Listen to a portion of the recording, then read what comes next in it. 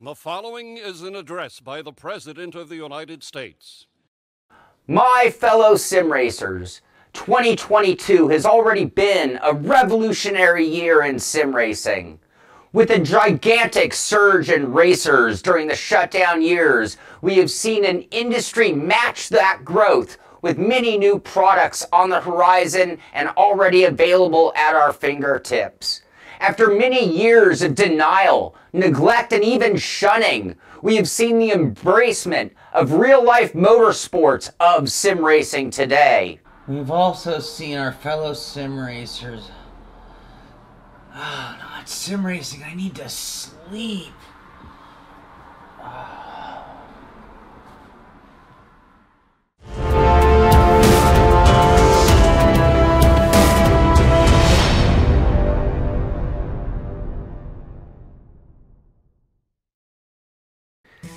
This is the Simpit. I'm your host, Shaun, but the real star of today's show is direct drive steering wheels, or to be more specific, direct drive steering wheel bases.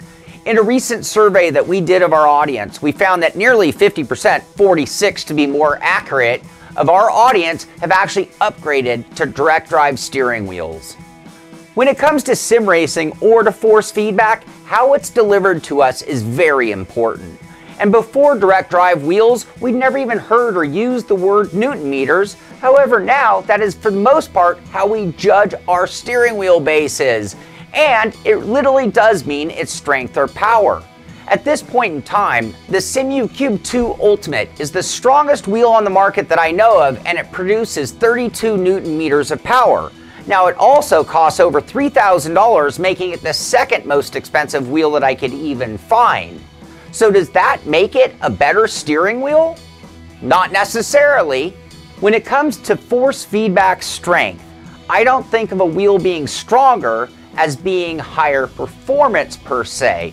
Just because it's more Newton meters doesn't make it necessarily more professional. And the pricing of our wheels is far more based on the power or strength or Newton meters of the base than it is the quality, performance, or professionalism of the way it actually operates. So if we're on a lower budget, we get a smaller wheelbase, and in some cases we even might feel inferior, and that's where the bigger is better stigma even begins, but might not actually be applicable or correct. When we purchase or upgrade to a direct drive wheelbase, a more powerful base is only one thing that we get. There are other factors, there are other improvements, other performance advantages that come along with that wheel as well, more than just the power. Other benefits of a direct drive wheel across the board are they're very smooth turning, there's no more cogging or gear mesh to feel within the wheel. Direct drive wheelbases also have very few moving parts, making them very reliable and very long-lasting when compared to the conventional steering wheel. Direct drive wheelbases also include extremely fast and accurate readings, using very high-quality sensors that will last longer and be more accurate than conventional wheels. They also have much larger steering shafts that are usually bearing mounted and include automotive grade quick releases, making them extremely rigid and flex free when compared to a conventional wheel. And all of these gains happen with the entire lineup of direct drive wheels across the board, no matter which one you select. And when they make that move to an automotive grade quick release, it really opens up the door for selection of an amazing amount of steering wheels that are now available on the market, but they're going to set you back a few extra dollars. So with that said, somebody on a tight budget, understandably, they're still going to buy a 5 Newton meter direct drive wheel, and somebody with an open wallet, somebody very wealthy, is probably still going to buy a 30 Newton meter wheel. So the big question is, who actually got it right? Let's come back to that question in 1 minute. Now let's start with how an electric motor works. Electric motors work by running electricity through a wire that is wrapped around a central part with the center shaft of the electric motor. Let's call that the rotor. This is held in place by a bunch of magnets that then create a field that will then spin that rotor in a circular motion. Factors like the size of the wire, the amount of times it's wrapped around that rotor, the size of the magnets, the amount of electricity that you're going to run through the motor will all affect its speed, its torque, and its overall power.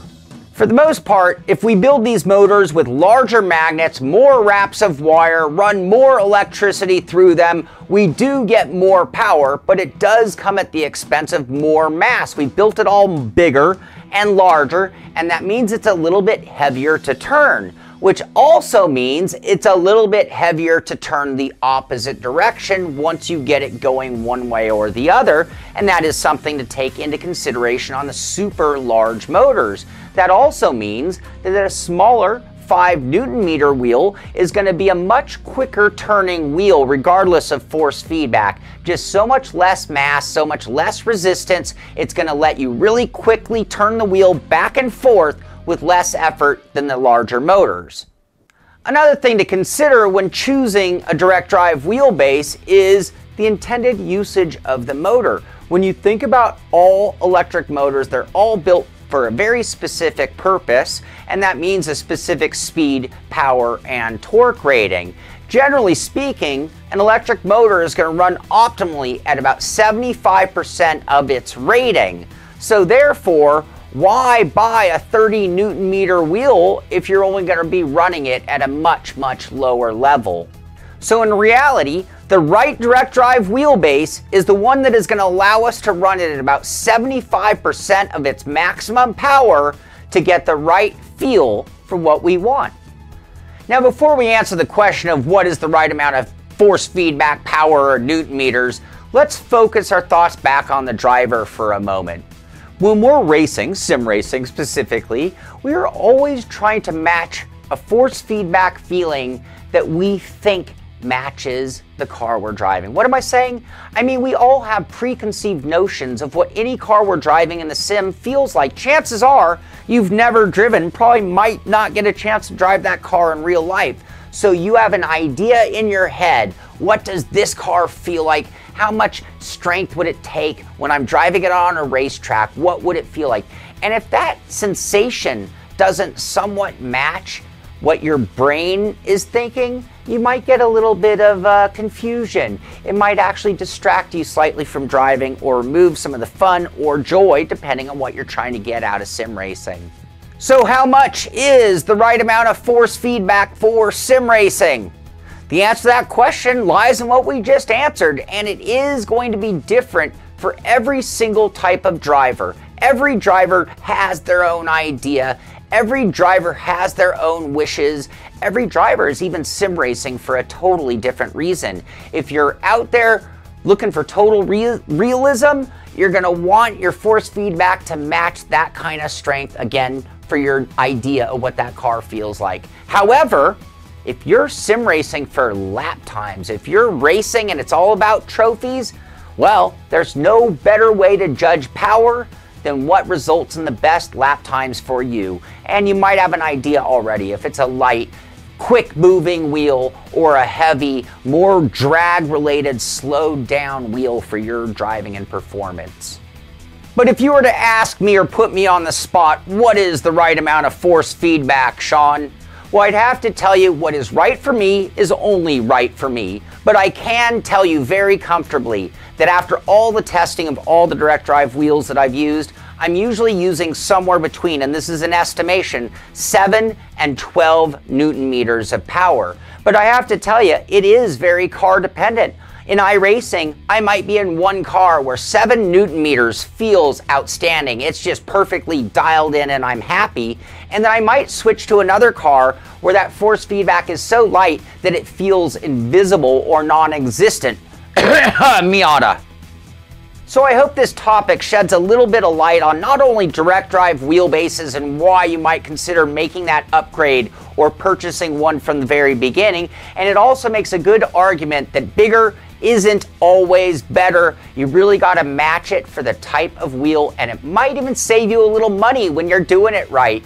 So I hope you've enjoyed this topic. If you have, be sure to give it a thumbs up. Be sure to subscribe to the channel so you can find out when our next video comes out. And most of all, thank you for watching. This is the Simpit. I'm Shaun Cole, and I'll see you on the track.